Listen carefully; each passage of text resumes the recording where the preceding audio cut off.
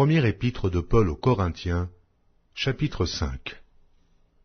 On entend dire généralement qu'il y a parmi vous de l'impudicité, et une impudicité telle qu'elle ne se rencontre pas même chez les païens.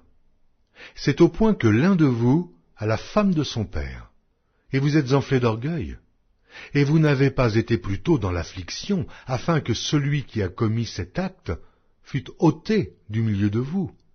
Pour moi, absent de corps mais présent d'esprit, j'ai déjà jugé, comme si j'étais présent, celui qui a commis un tel acte.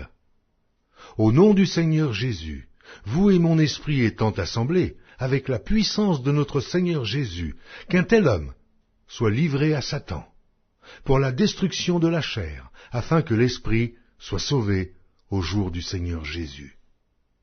C'est bien à tort que vous vous glorifiez. Ne savez-vous pas qu'un peu de levain fait lever toute la pâte?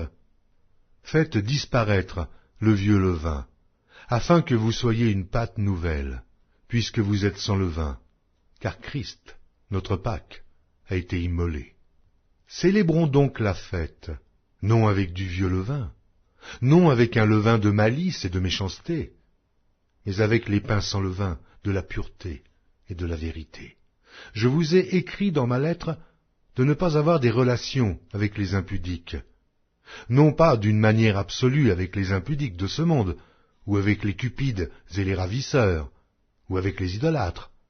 Autrement, il vous faudrait sortir du monde.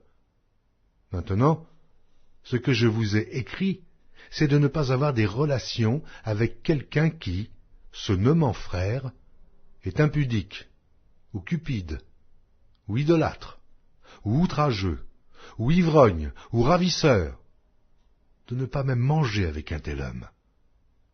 Qu'ai-je en effet à juger ceux du dehors? N'est-ce pas ceux du dedans que vous avez à juger?